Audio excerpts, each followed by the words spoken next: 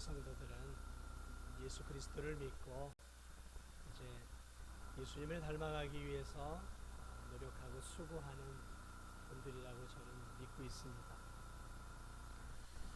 예수님을 믿으면서 이제 이웃을 사랑하고 형제를 사랑하고 또 하나님을 사랑하면서 삶을 살아갑니다. 그러나 예수 그리스도를 믿었다고 해서 그 사람의 삶이 어느 날 한순간에 바뀌어지는 것은 아닙니다. 과거의 삶이 거칠고 힘든 사람일수록 교회 안에서 바뀌어가는 과정도 그만큼 더딘 것들을 보게 됩니다. 예수님을 믿는다고 해서 하루아침에 내 모난 성품과 인격이 하루아침에 성숙해지는 것은 아닙니다.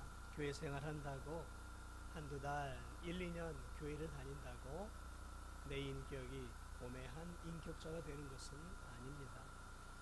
부단한 노력과 기도와 끊임없이 하나님의 말씀이 내 머리와 내 영혼을 적셔가면서 나를 바꾸어 갈 때 한 해 한 해 우리가 조금씩 우리의 구주가 되신 그리스도를 닮아가고 그 그리스도를 따라가며 변해가는 것이죠. 어떻게 보면 우리는 불완전에서 완전을 향해 가는 성도들이에요. 마치 애벌레가 나비가 되는 그 과정을 향해 가는 그러한 어떤 변태의 과정이죠. 그러한 과정 속에서 우리 모두는 함께 신앙생활을 하고 있습니다. 그러니까 저나 여기 계신 여러분들 모두나 다 불완전해요. 인격적으로 성숙하지 못해요. 성숙을 향해 나아가는 과정 가운데 있는 것이죠. 그러다 보니까 이 불완전한 이 공동체 안에서 다양한 인생의 어려운 일들이 일어납니다. 특별히 어떤 일들이 많이 일어나냐면 이 말로써 다른 사람들에게 상처를 주는 일들이 참 많이 일어나요. 오늘 이 본문의 말씀은 특별히 이 말로써 다른 사람들을 정죄하고 판단하는 그래서 그것으로 인해서 교회 안에서 어떠한 어려움들이 있을 것인지를 우리 주님은 예측하시고 오늘 우리 진도중학교의 성도들에게 또 저에게 오늘 이 귀한 말씀을 주셨습니다. 함부로 말하는 성도들이 어느 교회나 다 있습니다.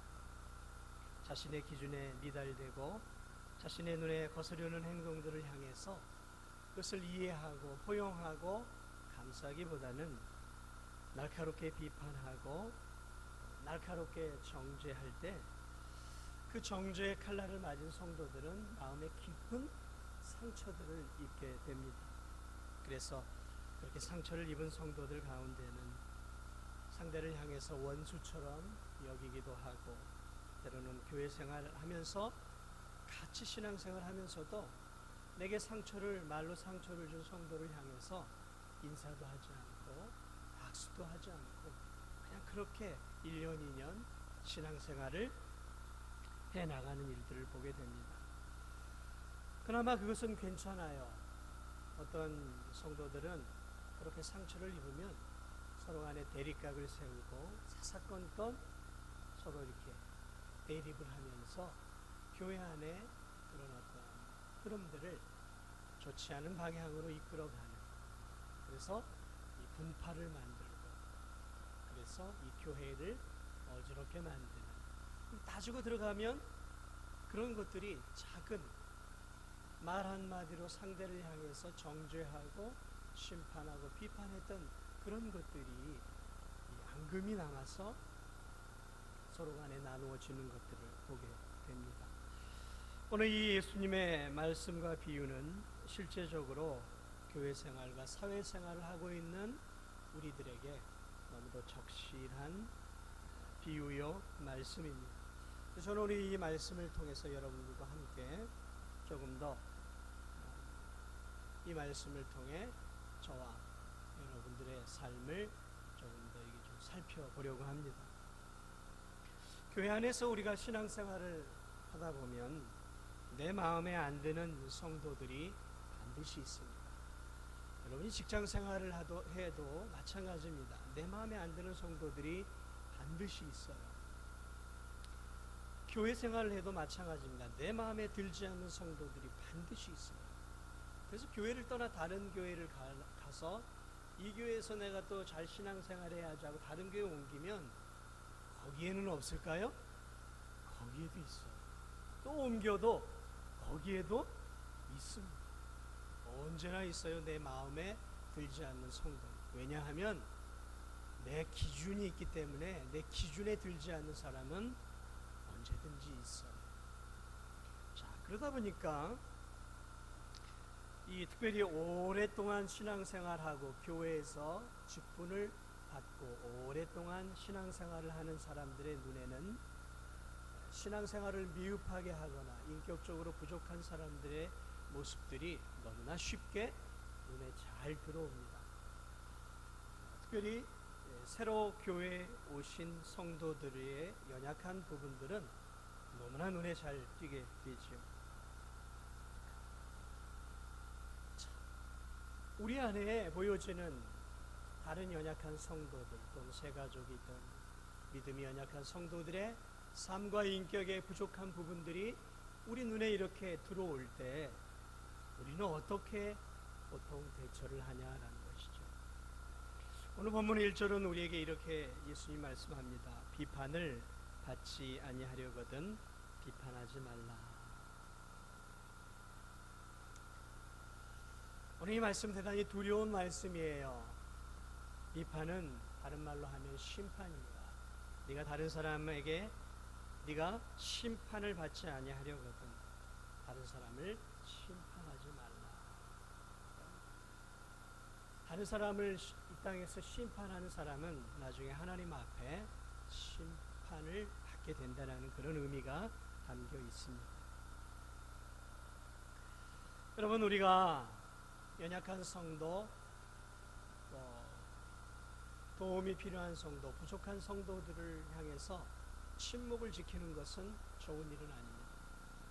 절대로 좋은 일이 아니죠. 잘못된 길을 가고 또 죄 짓는 길을 향해 가고 또 잘못된 신앙의 습관들을 가지고 있는 성도들을 우리가 바라볼 때 그냥 침묵하고 모른 채 하는 것, 무관심한 것은 그것은 죄예요. 사랑이 없는 죄입니다. 그러나 반대로 지나친 열정과 열심을 가지고 그 성도들을 내가 한번 고쳐주어야 되겠다라는 마음을 가지고 접근을 해 들어갈 때 우리들이 상당히 조심을 해요. 내 딴에는 저 성도를 내가 좀 도와주고 저 성도가 좀 바르게 살도록 내가 한번 도와줘야 되겠다라는 마음으로 접근을 하는데 상대의 입장에서는 그것이 비수와 같이 가슴에 꽂히는 정죄의 말이 될 수 있다는 것이죠. 오늘 이 예수 그리스도의 말씀이 그러한 말씀입니다. 오늘 본문에서 이 말씀하고 있는 이 비판이란 한 사람의 말과 행동에 대해서 내가 판단하고 정죄하는 심판의 의미를 담고 있어요. 그러니까 단순하게 옳고 그름을 따지는 정도가 아니라 내가 법정의 판사의 위치에 올라가서 내가 하나님의 자리에 올라서서 상대를 정죄하는 것이죠. 그 의미의 비판을 말하고 있는 것입니다. 여러분, 법정에서 판사가 피고를 향해서 냉철하게 듣고 있다가 이렇게 판결을 내리죠. 당신은 5년형입니다. 당신은 2년형입니다. 집행유예 3년입니다. 하고 냉정하게 그렇게 판결을 내리지 않습니까? 이런 그 판결이 바로 오늘 성경이 말하고 있는 비판의 의미가 있어요. 이 판단, 심판의 의미가 있는 것이죠.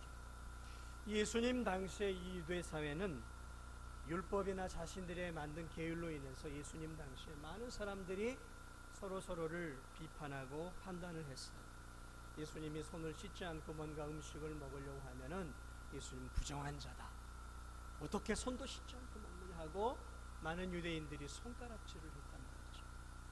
예수님이 세리장 삭개오의 집에서 음식을 먹으려고 가니까 많은 유대인들이 이렇게 비난했어요. 야, 어떻게 저 죄인의 집에 가서 음식을 먹을 수 있는가? 저 예수는 도대체 제정신이냐 하면서 사람들이 예수 그리스도가 죄인들과 함께하는 것을 심판자의 입장에서 비판하고 정죄했던 것들을 우리는 복음서를 통해 보게 됩니다. 이처럼 당시 이 말씀을 하던 당시 유대인들은 한 사람을 평가할 때 율법이나 자신들의 사회적 기준이나 어떤 잣대에 근거해서 그 기준에서 벗어나면 가차없이 말을 통해 칼을 들이댔어요.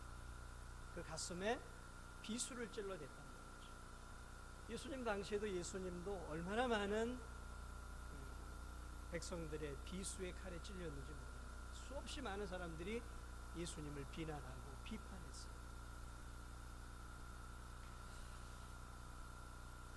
당시 유대인들은 조금의 동정심이나 이해심이 없었습니다. 유대인들에게는 한 사람의 인권, 한 영혼의 인격이 그렇게 중요하지 않았어요. 그들에게 중요한 것은 자신들이 가지고 있는 잣대였어요. 그리고 그 잣대를 벗어나면 사정없이 그들은 사람들을 공격하고 율법으로 상대를 난도질했습니다. 그런 이 본문의 배경하에서 오늘 예수님이 말씀하고 있는 것입니다. 예수님께서 비판하지 말라 오늘 지금 말씀하고 있는데, 이 말은 너희들이 다른 연약한 사람이나 성도들에 대해서 잘못을 지적하고 고쳐주지 말아라 라는 그런 의미가 아닙니다. 그런 의미가 아니었어요. 예수님은 너희가 심판자의 입장에 서서 심판자로서 하나님처럼 행동하지 말아라 라고 말씀하고 있는 것입니다. 예수님 당시 한 여인이 간음을 했어요. 그러자 그들이 간음의 현장에서 이 여인을 바로 잡아챘습니다. 그리고 그녀를 끌고 그리고 예수님 앞으로 데려왔어요. 그리고 수많은 사람들이 돌을 들었어요. 그리고 이제 죽이려고 합니다. 예수여, 이 여인이 간음을 했는데 우리가 죽이려고 하는데 당신은 어떻게 생각합니까? 라고 이야기합니다. 도무지 유대인들에게는, 당시의 이 유대인들은 도무지 이 동정과 자비심이 없었어요. 심판자의 입장에 있었어요.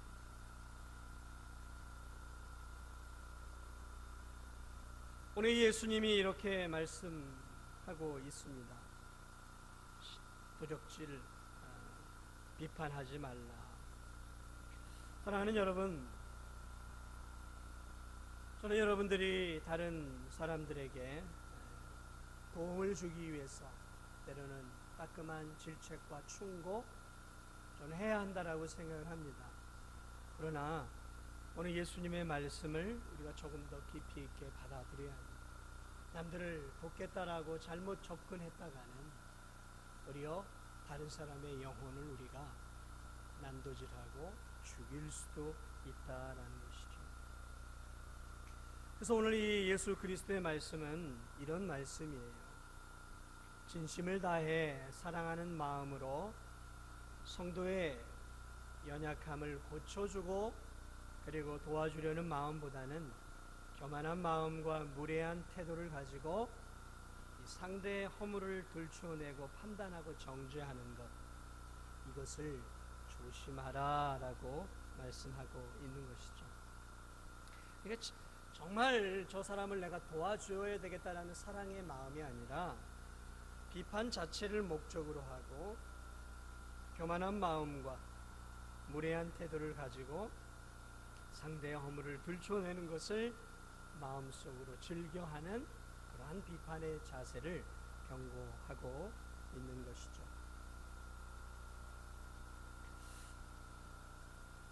저는 오랜 세월 동안 이 교회 생활을 하면서 많은 것들을 경험해 왔습니다. 여러분들도 교회 생활을 하면서 많은 것들을 보았을 것입니다. 저는 교회 안에 오랫동안 신앙생활을 하면서 말로써 다른 성도들에게 상처를 주고 특별히 하나님의 자리에 앉아서 다른 성도들을 가르치고 정죄하는 모습들을 참 많이 봐왔어요. 성도님, 교회에서는 그렇게 행동하는 거 아니야. 굉장히 비판적인 가르치는 그러한 선생의 자세로 교회에서 오랫동안 신앙생활한 중직들이, 특별히 연약한 성도들이나 또는 새가족들을 향해 그렇게 말들을 해요. 참 자넨 신앙의 기본이 너무 안 돼 있어. 이 무엇이죠? 정죄하는 거예요. 가르치는 게 아닙니다. 그렇게 신앙생활 하니까 하나님이 그런 벌을 내리시는 거야. 그렇게 주일 성수 안 하면 하나님이 기뻐하겠어? 그렇게 신앙생활 하니까 그렇게밖에 못 사는 거야. 거봐, 기도 안 하니까 그런 어려움이 오지. 여러분, 이런 말들이 정말 상대를 위하는 말들일까요? 아니면 상대 가슴에 비수를 찌르는 말일까요? 그런데 이런 말들을 너무 쉽게들 해요. 기도해.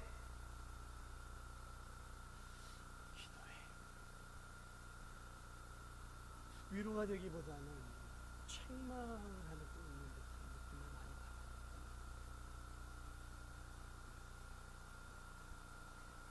다른 성도의 연약한 부분이나 잘못을 지적하니까 틀린 말은 아니에요. 그러니까 받는 사람도 반박할 수 없어요. 틀린 말은 아닌데 내 가슴을 자꾸 비수로 와닿는 거죠.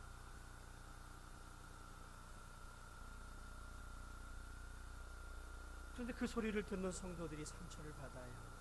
분명 자신의 문제를 지적하는 것인데 왜 그 비판적인 소리를 나는 잘 받아들일 수 없는 것일까? 저분이 나의 잘못을 고쳐주고자 하는 마음보다 그저 내가 잘못한 것에 대해서 판단하고 정죄하고 있다라는 마음이 더 깊이 들어오기 때문에 그렇습니다. 내가 옳지 못한 삶을 사는 것에 대해서 바르게 살도록 정말 도와주려는 마음보다는 나는 이렇게 살고 있는데 너는 왜 그렇게밖에 신앙생활을 못하니? 라는 우월의식과 특권의식과 자기의를 드러내는 듯한 자세가 듣는 사람들의 감정을 상해합니다. 나를 아끼고 사랑하는 마음에서 내 허물을 지적하는 것이 아니라 나는 너보다 더 나은 신앙생활을 하고 있어. 그래서 이 정도 살고 있는 거야.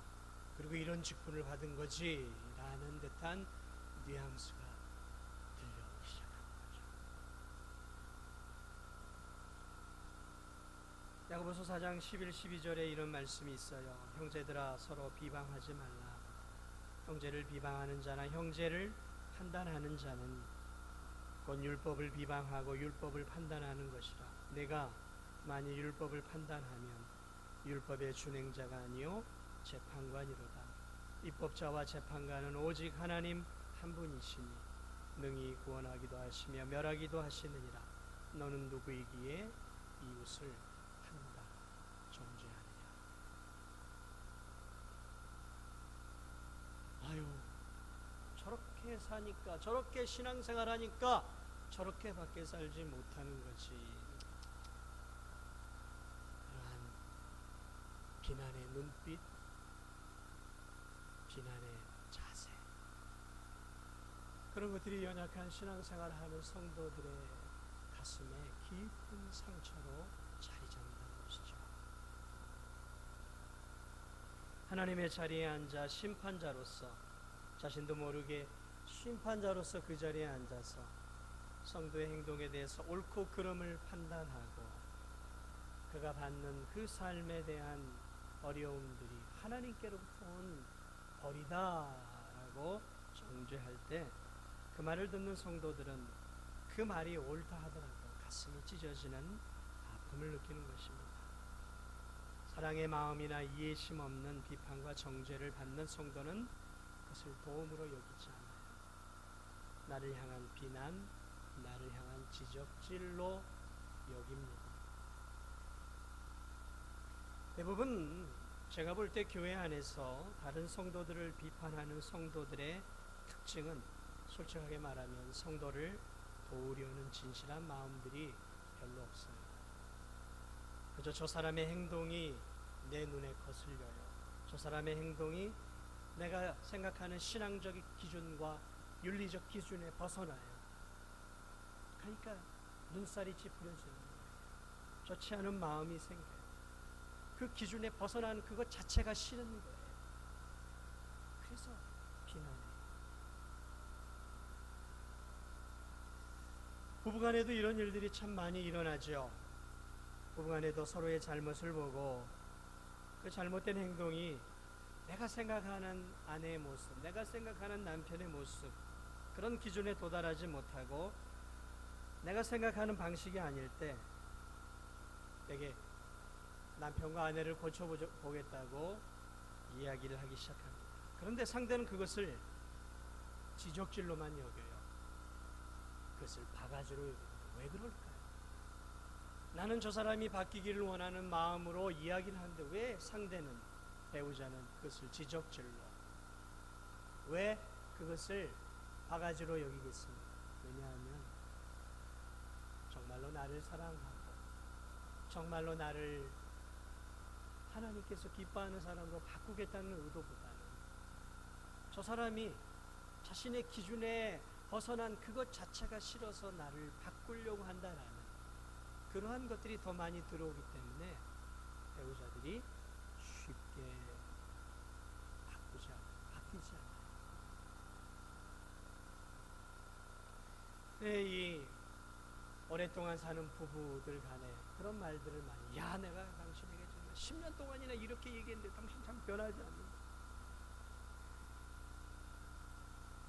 10년 동안 바가지를 긁었으면 남편이 바뀌어야 되는데 왜 안 바뀌죠? 왜냐하면 잔소리로 여기기 때문에, 잔소리로 들려오는 거예요.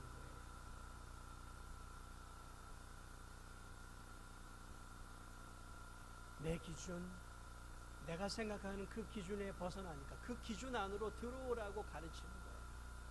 비판하는 거예요. 내 기준 안으로 들어오라는 거죠.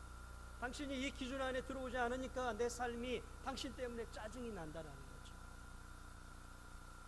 그 사람을 진심으로 사랑하는 마음이 아니라 사랑하는 척 하면서 사실은 자신의 그 기준 안으로 들어오라라는 거예요. 내 기준 밖으로 들어오면 당신은 국물도 없다라는 것이죠. 그것이 배우자들이 느껴지니까 싫은 거예요. 자식들도 마찬가지입니다. 자식들도 부모가 사랑의 마음으로 말을 할 경우도 있지만 내 기준 안에 들어오지 않으니까 짜증이 나서 아이들에게 큰 소리도 치고 배를 때리는 경우들이 있어요. 겉으로는 이렇게 살아야 되는 게 맞는 거니까 라고 말하지만 마음 깊은 곳으로 너는 이 안에 들어와야 되는 거야. 나는 그 기준을 제공을 하고 그 기준에 못 들어오면 그게 싫은 거예요.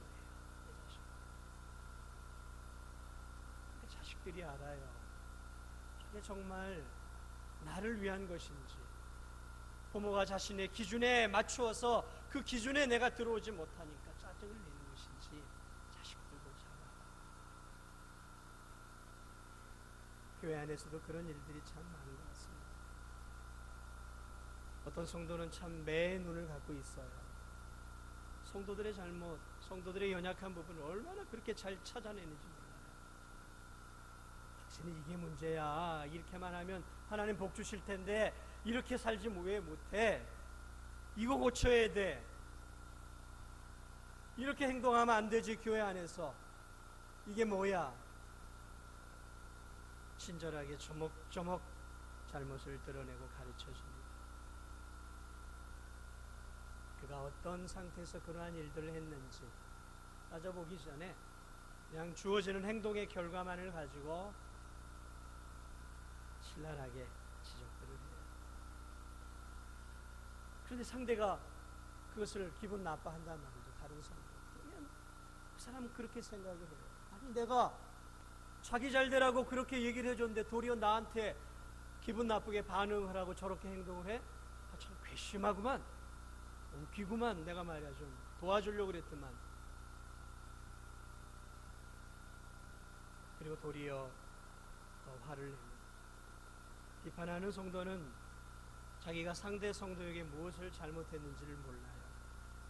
자기는 잘했다라고, 자기는 저 사람을 도와주었고 저 사람을 가르쳐 주었다라고 생각을 합니다. 그런데 정작 자기가 저 사람의 가슴에 비수를 찔렀다는 생각은 전혀 하지 못해요. 우리는 상대방의 그릇된 행동에 대해 자주 하나님의 자리에 앉아요. 그리고 판단하고 정죄하듯이 말을 합니다. 그래서 로마서 2장 1절도 이렇게 얘기합니다. 그러므로 남을 판단하는 사람아, 누구를 막론하고 내가 핑계하지 못할 것은 남을 판단하는 것으로 내가 너를 정죄함이니 판단하는 내가 같은 일을 행함이니라. 판단하는 너도 똑같은데 네가 누구를 판단하느냐? 결국 너도 나에게, 하나님이죠, 너도 나에게 판단을 당할 날이 올 것이다. 이 로마서 2장 1절 말씀은 오늘 본문 말씀과 같은 맥락이에요. 하나님이 결국 판단하고 정죄한 그 사람을 마지막 심판 때 앞에 세워서 너 왜 그렇게 비판하고 살았느냐라고, 너 왜 내 자리에 앉아서 내가 해야 할 일들을 네가 했느냐라고 하나님이 그 사람을 세워놓고 심판하신다라고 오늘 말씀하고 있는 것이죠.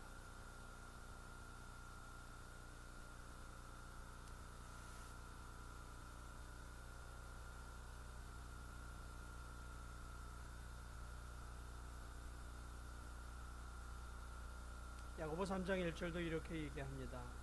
내 형제들아, 너희는 선생된 우리가 더 큰 심판을 받을 줄 알고 선생이 많이 되지 말라. 이 말이 무슨 말이냐면 교회에서 공공연하게 선생 노릇하려고 하지 말라라는 말씀이에요. 선생님이 하는 일이 뭐죠? 아이들 가르치는 거예요. 지적하고 고쳐주는 거예요. 교회 안에서 그러지 말라라는 거예요. 선생 노릇하지 말라라는 거죠. 오래 다녔다고, 직분 받았다고 잘 모르고 연약한 성도들에게 선생 노릇하지 말라라는 거예요.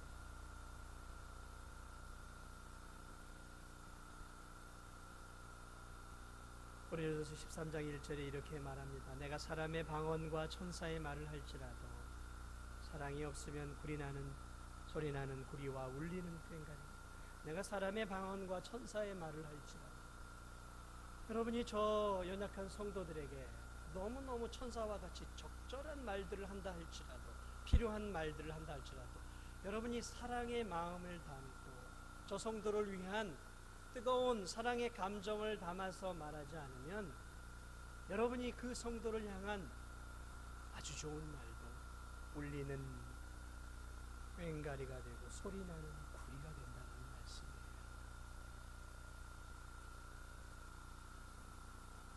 아무리 내가 상대방의 연약함을 정확히 알고, 아무리 내가 저 성도의 연약한 허물을 정확하게 지적해 도울 수 있는 능력이 있다 하더라도,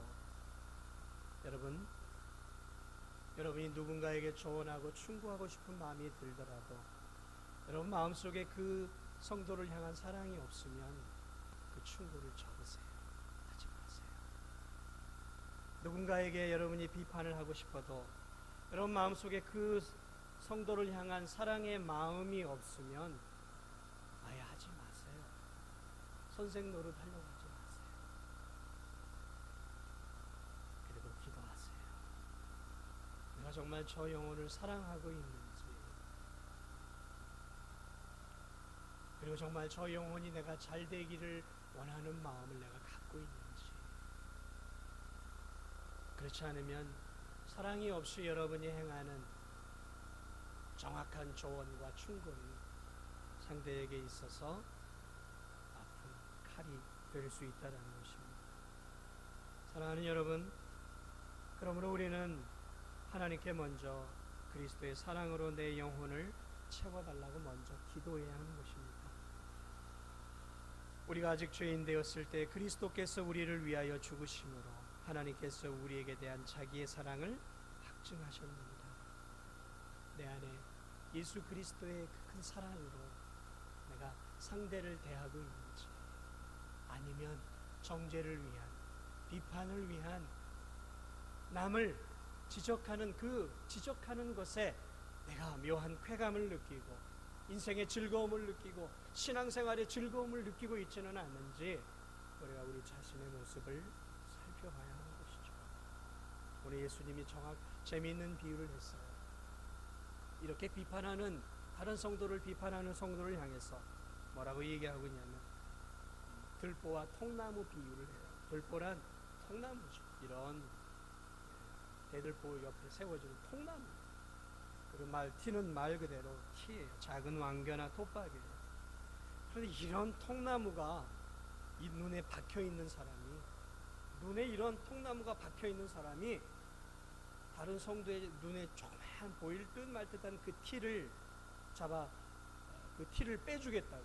이봐, 당신 눈 안에 티가 있구만. 이리 와, 이리 와. 내가 당신 눈에 티를 좀 빼줄게. 라고 말하는. 여러분은 우습지 않습니까? 자기 눈에 이러한 통나무가 있는데 그 통나무를 보지는 못하고, 자기 눈에 통나무와 같은 허물은 보지 못하고, 다른 성도들의 작은 허물들은 어찌 그리 밝히 보고 그것들은 내가 빼주고 그것들은 해결해 주겠다라고 하는 성도들, 우습죠. 여러분, 그런 성도들 여러분이 본다면 얼마나 우습습니까? 자기 신앙 뒤치다거리 하나 제대로 못하면서 다른 성도들을 지적하고 다른 성도들을 비판하고 다른 성도들을 정죄하고 다른 성도들의 옳지 못한 부분에 대해서 신랄하게 지적하고 가르쳐 주고 있다면 너무 우스운 일입니다. 오늘 예수님이 그 이야기를 하고 있는 거예요. 그러면서 예수님이 이렇게 얘기합니다. 외식하는 자여, 5절에 보면 먼저 내 눈 속에 있는 들보를 빼어라. 내 눈 속에 있는 들보를 빼어라. 네 눈 속에 있는 통나무와 같은 다른 성도들이 저지르는 죄보다 10배, 100배로 큰 너의 삶의 죄악들을 먼저 네가 발견하고 회개함으로 그 통나무들을 빼어낸 다음에 그 다음에 다른 성도들을 향해 접근하라 라고 말을 하고 있는 것입니다. 저는 오랜 세월 동안 이 본문을 많이 읽어왔어요. 이 본문을 보면서 늘 웃음이 나왔어요.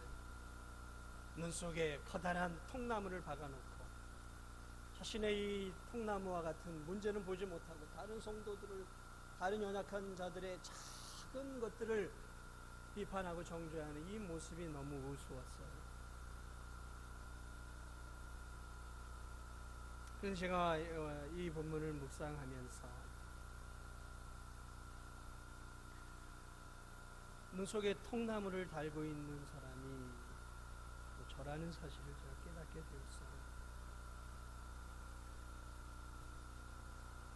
많은 성도들 앞에 하나님의 진리를 가르쳐 준다고 설교를 하고, 많은 성도들에게 하나님의 바른 말씀이 이런 것이다라고 가르쳐 주고 있는 제 자신이 사실은 눈에 통나무와 같은, 마음에 통나무와 같은 큰 죄들을 가지고 연약한 성도들을 때로는 지적하고 정죄하고 비판하고 있는 제 자신의 모습들을 오늘 이 말씀을 묵상하고 준비하면서 깨닫게 되었습니다.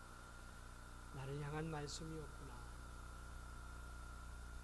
나를 향한 말씀이었구나.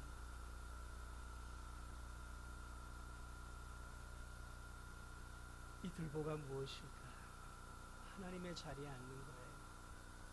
하나님의 자리에 앉아서 심판자가 되어서 다른 성도들의 잘못을 지적하고 교만하게 다른 성도들의 잘못을 드러내고 비판하고.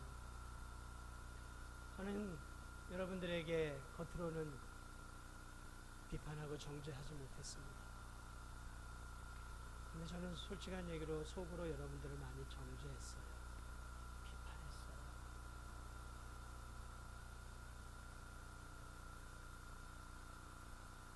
하나님의 자리에 앉았어. 내가 그런 들보를 갖고 있다는 것도 모르고 하나님의 자리에 앉았어요.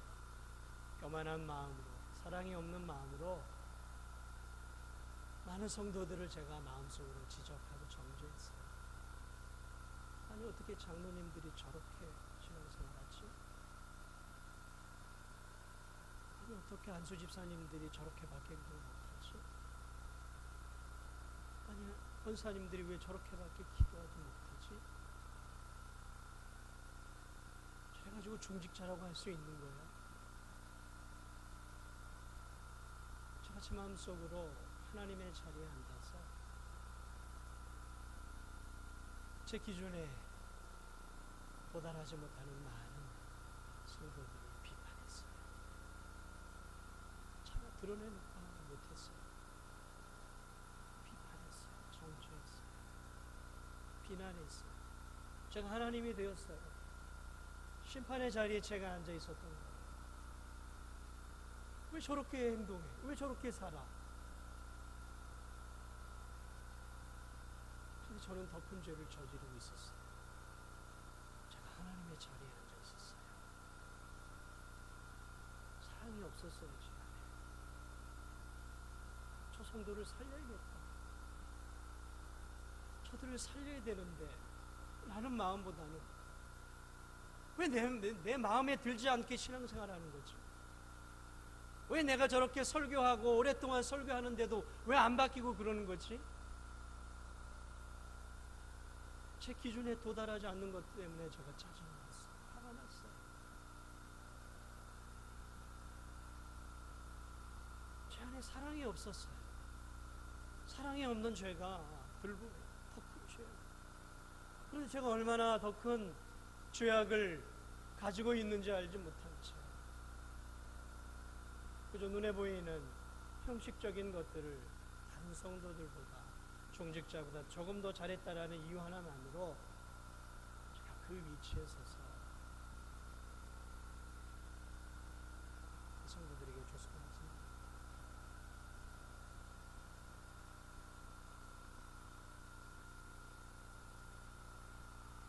제가 그렇게 살아왔어요.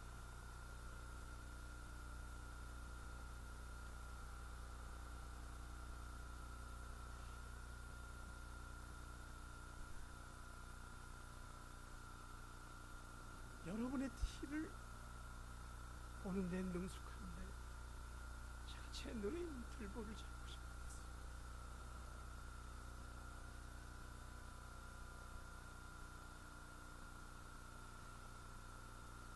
오랜 세월 이 들보를 가지고 제가 살고 있었던 거예요.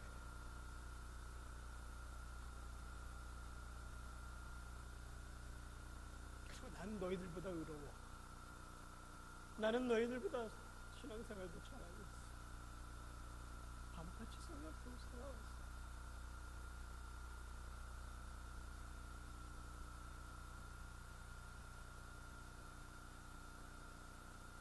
여러분보다 저를 더 사랑하고 있었던 거예요. 하나님이 여러분을 위해서 저를 세웠는데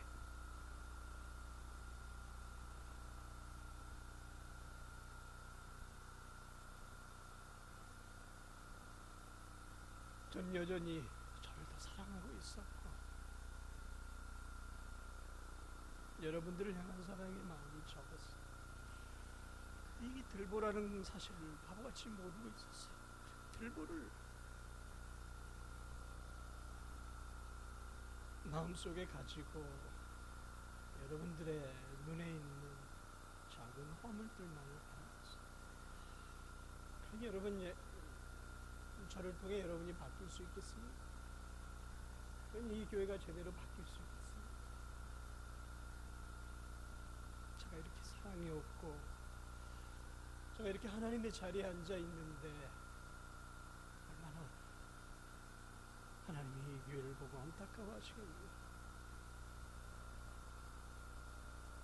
오늘 이 말씀은 저를 향한 말씀이에요. 네 눈 속에 들보를 빼어라. 그 후에 밝히 보고 형제의 눈 속에 티를 빼어줄 것이 아니냐.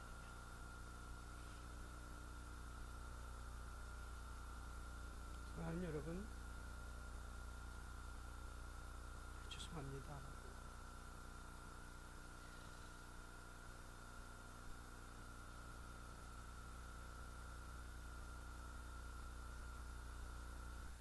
오늘 이 선자의 모습은 바로 저의 모습이고 또 저의 삶의 모습입니다. 혹 저와 같은 분들이 없습니다. 누군가를 비판하고 누군가의 잘못된 행동을 지적하고 싶을 때 멈추세요. 마음으로도 멈추고 행동으로도 멈추고 말로도 멈추세요. 그리고 여러분 자신을 돌아보세요. 내가 하나님의 자리에 앉아있는 들보와 같은 큰 죄를 갖고 있지만 내가 사랑이 없는 교만한 마음을 갖고 있지만 이거 빼내지 않고는 다른 사람은 바뀌지 않습니다.